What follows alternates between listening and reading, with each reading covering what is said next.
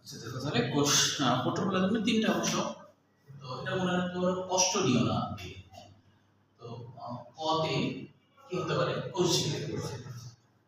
তাহলে কোষঝিল্লি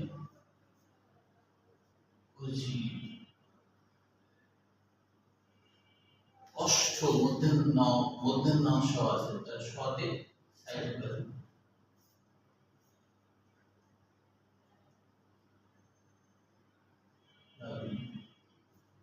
আর একটা হলো নিউক্লিয়াস।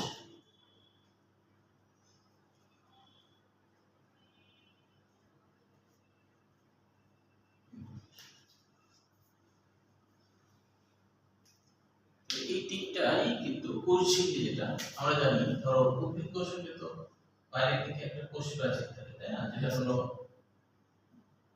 বাইরের কোষ প্রাচীর কি নির্জীব বস্তু, তাই না? জড় বস্তু। কিন্তু কোষঝিল্লি এই যে ভিতরেরটা, এটা হলো কোষঝিল্লি বা প্লাজমা মেমব্রেন। এটা কিন্তু আবার সজীব। কেন সজীব? এর মধ্যে বিভিন্ন ক্রিয়া ঘটে, তাই এটা সজীব। ঠিক আছে? এখন কোষঝিল্লির কোনো ভাগ নাই, তবে সাইটোপ্লাজম ভাগ আছে। সাইটোপ্লাজমকে আবার দুইটা ভাগে ভাগ করা।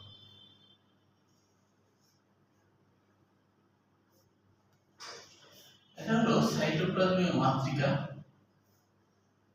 মানে পানীয় উপাদান যেটা আর কি। হ্যাঁ, সাইটোপ্লাজমীয়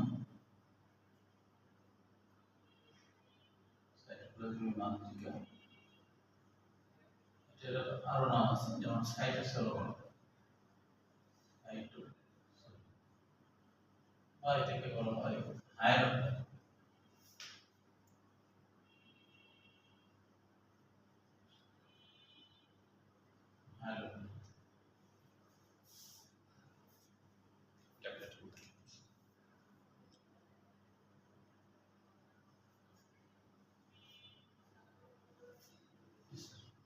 এবার দেখো, এটা হলো সাইটোপ্লাজমের অঙ্গ বা বিভিন্ন অঙ্গ।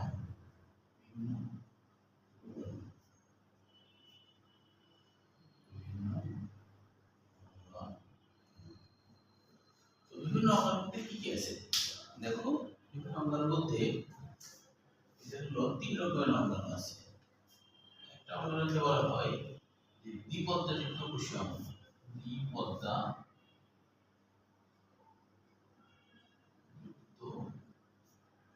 কোষীয় অঙ্গাণু।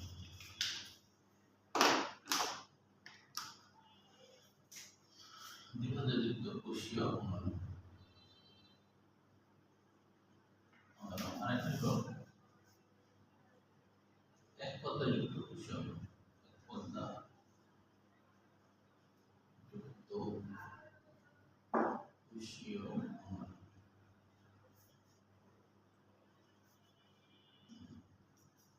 আরেকটা হচ্ছে পদ্মাবিহীন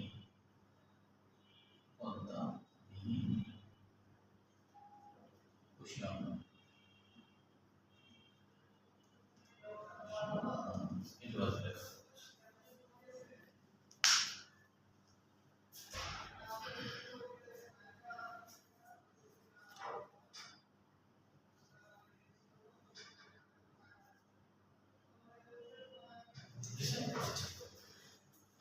এখন তাহলে দ্বিপদ্মাযুক্ত কোষীয় অঙ্গাণু, এটা মনে রাখবা। মানিক নামে একটা ছেলের নাম মনে রাখবো, মানিক। তো কি কি হয় দেখো, এই মধ্যে হয় মাইটোকন্ড্রিয়া। এই যে মধ্যে হয় মাইটোকন্ড্রিয়া।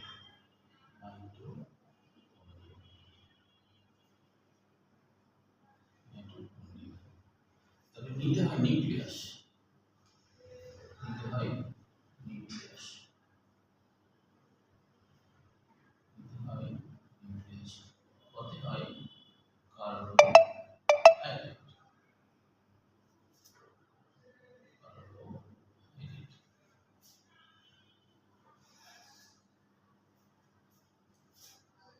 অথবা প্লাস্টিক মনে রাখতে পারো।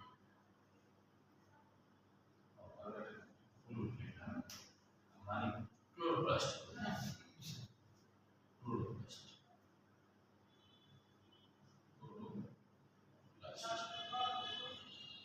ক্লোরোপ্লাস্ট অথবা প্লাস্টিক মনে রাখবা। প্লাস্টিক।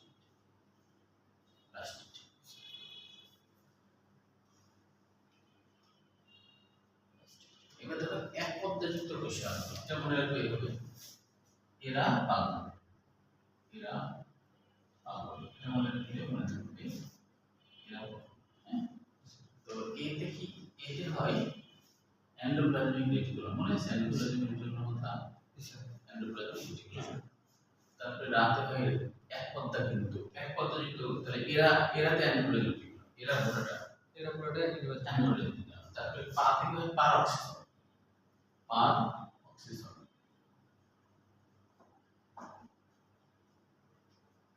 পরে আমি এগুলো ব্যাখ্যা করছি, কেন এরকম নাম হয়।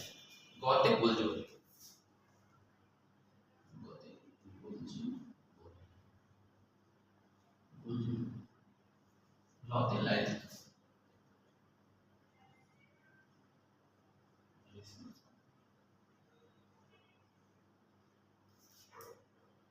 লতে লাইট।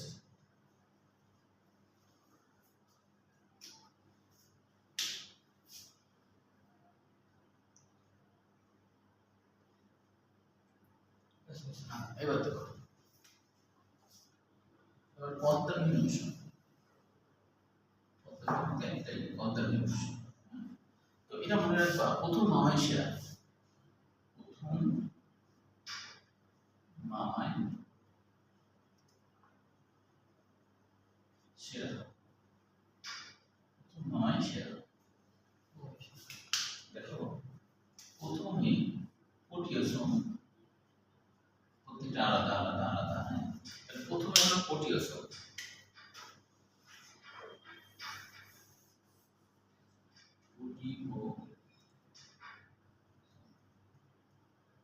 প্রোটিওসোম। তারপর পরের মাতে হলো মাইক্রোটিউবিউলস, মাইক্রোটিউবিউলস, টিউবিউলস।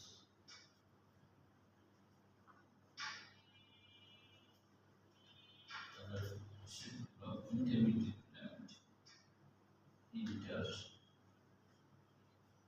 মা মাই, আরেকটা মা আছে, আরেকটা মাতে মাইক্রো ফিলামেন্ট।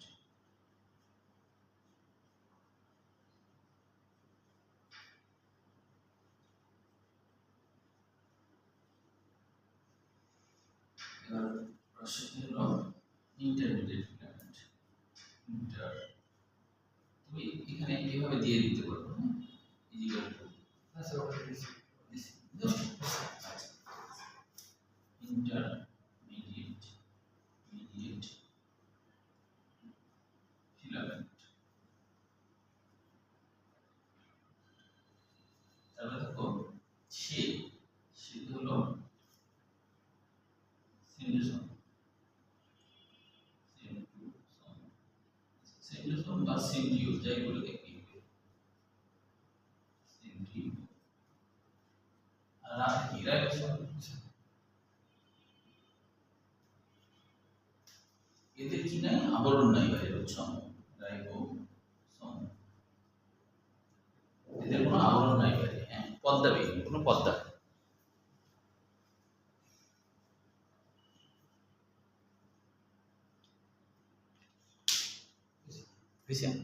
এখন আমরা বিষয়বস্তুগুলো বুঝবো। দেখো প্রথম কথা হলো সাইটোপ্লাজম, প্রোটোপ্লাজমের বাংলা অর্থ কি? প্রো মানে আদি, প্লাজম মানে গঠিত বস্তু অথবা আকার বা রূপ, প্রথম গঠন, প্রথম গঠিত বস্তু অথবা প্রথম আকার বা প্রথম রূপ। ঠিক আছে, প্রোটো, প্রো মানে হলো আদি, প্রো মানে হলো প্লাজম বা প্লাজমা, প্লাজমা মানে গঠিত বস্তু, প্রথম গঠিত বস্তু।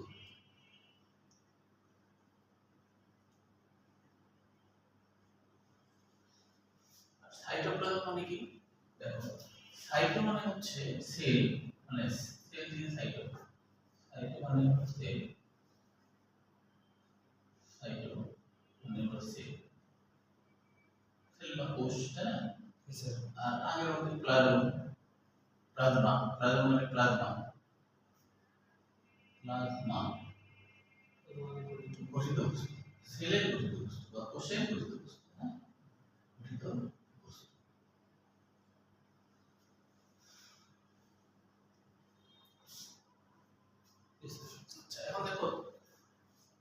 মাতৃকা মানে কি? মাতৃকা মানে মায়ের মতো, যে ধরে রাখে বা ধারণ করে রাখে। কোষীয় অঙ্গাণুর মধ্যে যে পানির মতো উপাদান আছে, তরল আছে না, ওটাই মাতৃকা। যে মায়ের মতো আচরণ করছে, মা যেমন ধরে রাখে, সেরকম সকল কোষীয় অঙ্গাণু চারপাশে রাখতে আছে, ধরে রাখছে কোষীয় অঙ্গাণুকে। এজন্য এর নাম হলো মাতৃকা বা ম্যাট্রিক্স। হ্যাঁ, আচ্ছা, আরেকটা হলো সাইটোসল। তো সল মানে পানির মতো উপাদানকে বোঝায়, কোষের পানীয় উপাদান। সল মানে পানি বা তরল। হ্যাঁ, সল মানে পানি বা তরল।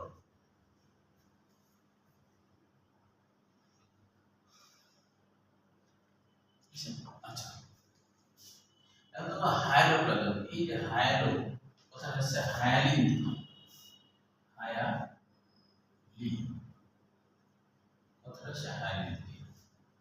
হায়ালিন মানে হলো স্বচ্ছ, হায়ালিন মানে স্বচ্ছ,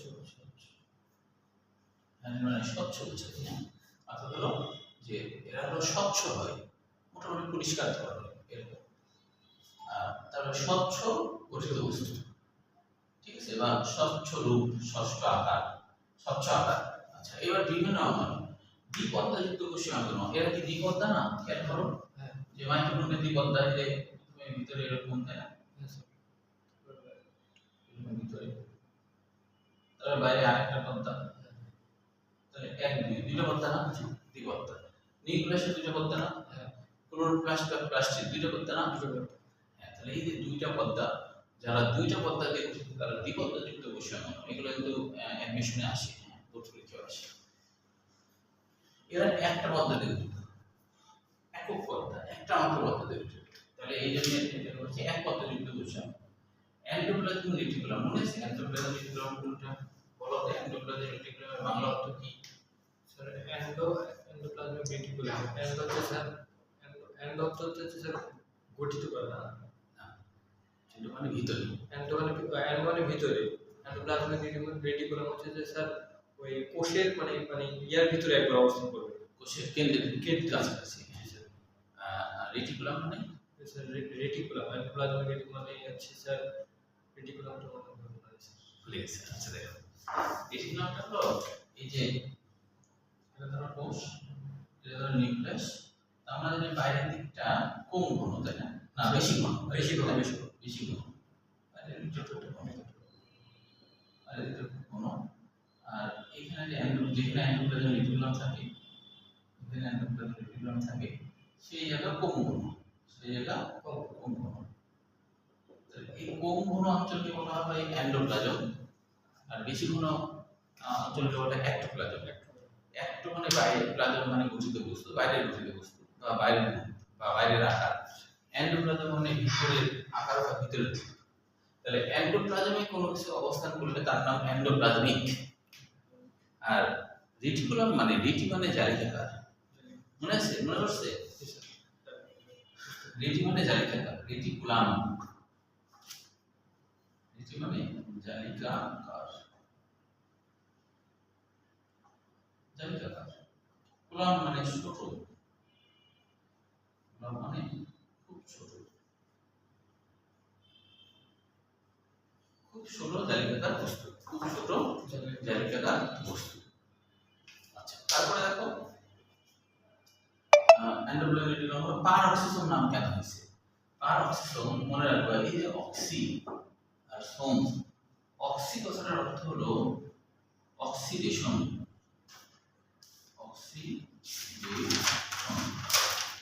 অক্সিডেশন মানে জারণ,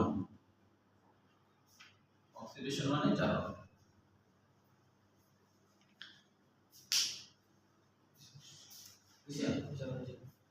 অক্সিডেশন মানে জারণ, তার মানে হলো, আর সোম মানে সোমা, সোম মানে বস্তু, যে বস্তুটা কারো জারণ ঘটায়, যে বস্তুটা কোনো কিছুর জারণ ঘটায় তাকে বলা হয় অক্সিসোম।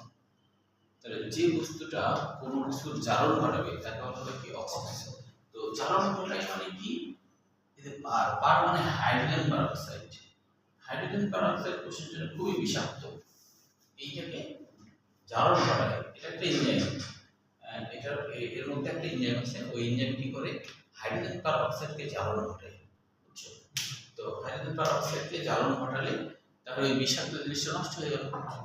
তাহলে পারক্সিজম এটা এক পর্দাযুক্ত একটা কোষীয় অঙ্গাণু, মানে একটা পর্দাযুক্ত কোষীয় অঙ্গাণু। এর মধ্যে এমন কিছু এনজাইম আছে যারা বের হয়ে এসে হাইড্রোজেন পারঅক্সাইডের উপর কাজ করে এবং এটা ভেঙে ফেলে। এটা জারণ ঘটে, জারণ মানে ভেঙে ফেলা, জারণ মানে ভেঙে ফেলা, তাহলে জারণ ঘটায়। এই জন্য এর নাম যে পারঅক্সিজম। ঠিক আছে। গোলজি বটি তো জানো, ক্যামিলো গোলজি। ক্যামিলো গোলজি একজন বৈজ্ঞানিক, তার নাম অনুযায়ী এটা নাম হয়েছে। লাইসোসোম কেন নাম হয়েছে? এই যে লাইসো মানে হজমকারী, তাহলে সোম মানে বস্তু, যে বস্তুটা হজম করে। জীবাণু টিবাণু ঢুকলে কোষের মধ্যে যদি জীবাণু ঢুকে তাহলে এর হজম করায় করায়। আচ্ছা, এরপরে গেল শেষ। এবার এখানে দেখতে হয়েছে। আচ্ছা, এবার মাইক্রোনিউট্রিশন বলে তো জানো, তাই না? আচ্ছা, এবার দেখো পদ্মাহীন কোষীয় অঙ্গাণু। এর মধ্যে দেখো প্রোটিওসোম নামকরণ কেন? এই যে সোম, সোম মানে বস্তু, আর প্রোটিও মানে প্রোটিন, তাহলে যে বস্তুটা প্রোটিনে জারণ ঘটায়, যে বস্তুটা প্রোটিনে জারণ ঘটায় তাকে প্রোটিওসোম। যেই বস্তুটা প্রোটিনের জারণ ঘটায় তাকে প্রোটিওসোম।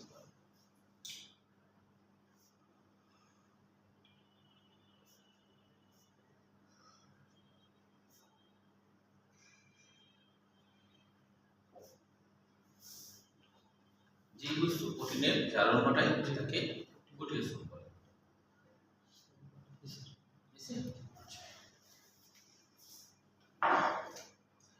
এবার দেখো যে মাইক্রোটিউবুলস কেন হলো? মাইক্রো মানে ছোট, টিউব মানে নল, পুলস মানে ছোট, তার মানে খুব খুব ছোট নালিকাকার গঠন, মানে কোষের মধ্যে কিছু এরকম নলের মতো মতো গঠন দেখা যায়, খুব ছোট ছোট। এটাকে বলে মাইক্রোটিউবুলস, এটাকে বলা হয় মাইক্রোটিউবুলস। বুঝছো? এটা গোল গোল হয় আর কি।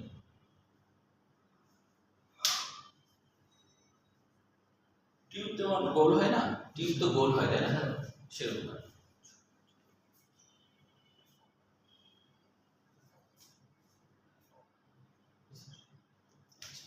এবার দেখো মাইক্রোফিলামেন্ট, মাইক্রো মানে ছোট, ফিলামেন্ট মানে ফিতার মতো, ফিতা বা সুতার মতো।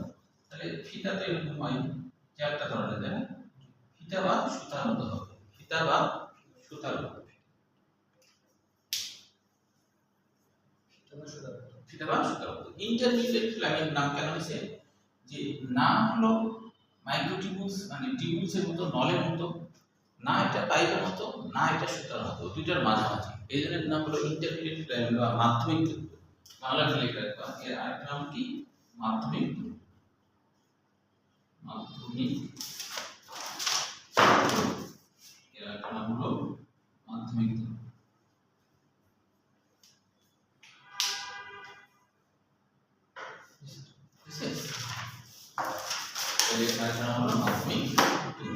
আচ্ছা, তাহলে হচ্ছে সর্বশেষ সেন্ট্রোসোম। সেন্ট্রোসোম নামকরণ কেন হয়েছে? এই যে তুমি দেখছো যে নিউক্লিয়াস, নিউক্লিয়াস প্রাণী কোষে, নিউক্লিয়াসের কাছাকাছি জায়গাতে সেন্ট্রোসোম থাকে। নিউক্লিয়াসের প্রাণী কোষের কাছাকাছিতে সেন্ট্রোসোম থাকে। তো যেহেতু নিউক্লিয়াসটা প্রাণী কোষে কেন্দ্রে থাকে, তাই না? সেন্টারে থাকে, তাহলে সেন্টারে যদি আবার কোনো কিছু থাকে তাহলে তার নাম হবে সেন্টিওল বা সেন্ট্রোসোম। মানে কি? সেন্টারে থাকা বস্তু। সেন্ট্রোসোম মানে সেন্টারে থাকা বস্তু। এরা প্রাণী কোষের সেন্টার অঞ্চলে থাকে, এই জন্য এর নাম হলো সেন্ট্রোসোম বা সেন্টিওল। একই কথা। হ্যাঁ, এর কাজ কি? সেন্ট্রোসোমের কাজ হচ্ছে প্রাণী কোষের ক্ষেত্রে মাকুতন্ত্র তৈরি করা। সেন্ট্রোসোমের কাজ হলো প্রাণী কোষের ক্ষেত্রে, ঠিক আছে? প্রাণী কোষের ক্ষেত্রে এরা কোষ বিভাজনে সাহায্য করে, প্রাণী কোষের কোষ বিভাজনে সাহায্য করে, ঠিক আছে? আর উদ্ভিদ কোষের ক্ষেত্রে কোষ বিভাজনে সাহায্য করতে মাকুতন্ত্র বানাতে এই তিনটা কাজ করে: মাইক্রোটিউবুলস, মাইক্রোফিলামেন্ট, ইন্টারফিলামেন্ট। তাহলে এই তিনটা কিন্তু উদ্ভিদ কোষের কোষীয়, উদ্ভিদ কোষের যে মাকুতন্ত্র তৈরি হয় ওই মাকুতন্ত্র তৈরিতে এই তিনটা ভূমিকা রাখে। আর প্রাণী কোষে এরা ভূমিকা রাখে না, প্রাণী কোষে হলো সেন্ট্রোসোম ভূমিকা রাখে। মনে থাকবে? তাহলে পদ্মাবিহীন কোষীয় অঙ্গাণু হয়ে গেল এক পদ্মাযুক্ত কোষীয় অঙ্গাণু। পরীক্ষায় কিন্তু ছন্দের মাধ্যমে মনে রাখবো, তাহলে উল্টা পাল্টা হবে না কোনটা, মানে কারণ এখান থেকে কিন্তু বোর্ড পরীক্ষা এবং হচ্ছে অ্যাডমিশন প্রচুর কোশ্চেন আসছে। যেমন দেখো কি কি আসছে, দেখো যেমন তোমার হচ্ছে নিম্নে কোনটি নিশ্চিত পদার্থ, ওইগুলো বলছিলাম কি কতদিন ও তাহলে দাঁড়ায়। নিম্নে কোনটি নিশ্চিত পদার্থ জাহাঙ্গীরনগর এবং ঢাকা ইউনিভার্সিটি 23 সালে, সেটা আসছিল হচ্ছে নেকটার। নেকটারটা আসছিল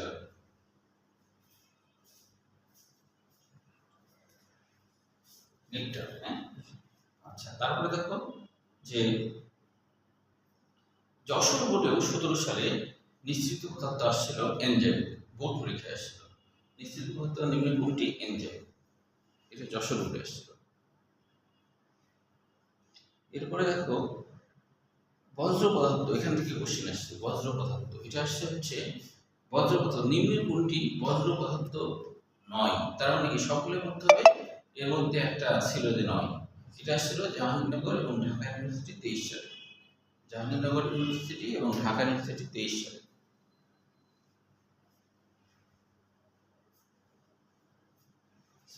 আচ্ছা, এবার দেখো আরেকটা কোশ্চেন আসছে ঝিল্লিবদ্ধ মানে দ্বিপত্তাযুক্ত কোষীয় দ্বিপত্তাযুক্ত কোষীয় কোনটি, উত্তর ছিল মাইটোকন্ড্রিয়া, এটা আসছিল মেডিকেল 1 সালে। তারপরে যে ঝিল্লিবিহীন কোষীয় অঙ্গাণু, এটা আসছিল ঝিল্লিবিহীন কোষীয় অঙ্গাণু না, একপত্তাযুক্ত কোষীয় অঙ্গাণু, ওরা এটা তো ঝিল্লিবিহীন ছিল। ঝিল্লিবিহীন কোষীয় অঙ্গাণু মাইক্রোটিউবুলস, জাহাঙ্গীরনগরে 10 সালে। ঝিল্লিবিহীন কোষীয় অঙ্গাণু আরেকটা আসছিল রাইবোসোম, মেডিকেল 18, আর বরিশাল বোর্ডে 22 সালে, বরিশাল বোর্ডে 22 সালে, বরিশাল বোর্ডে 22 সালে, বরিশাল বোর্ডে আসছিল 22 সালে, ঠিক আছে। তাহলে হচ্ছে এই পরীক্ষাটা আগামী দিন হবে, তৃতীয় নম্বর পরীক্ষা যেটা এটা শেষ হয়ে গেল, তো এইটা শুধু এই শখের উপরে পরীক্ষা হবে, তবে কিন্তু জ্ঞানমূলক কোশ্চেন থাকবে, হ্যাঁ। যে যেমন ধরো যে জ্ঞানমূলক কোশ্চেন বলতে সজীব বস্তু কাকে বলে, নির্জীব বস্তু কাকে বলে, এখান থেকেও কিন্তু জ্ঞানমূলক কোশ্চেন থাকতে পারে। সজীব বস্তু কাকে বলে, তুমি বলবা যে যে সমস্ত বস্তুর মধ্যে স্বতঃস্ফূর্ত ক্রিয়া বিক্রিয়া ঘটে তাকে সজীব বস্তু বলে, আর নির্জীব বস্তু যার মধ্যে স্বতঃস্ফূর্ত ক্রিয়া বিক্রিয়া ঘটে না তাকে নির্জীব বস্তু বলে। তারপরে জিন কাকে বলে, এটা আবার রিপিট হতে পারে।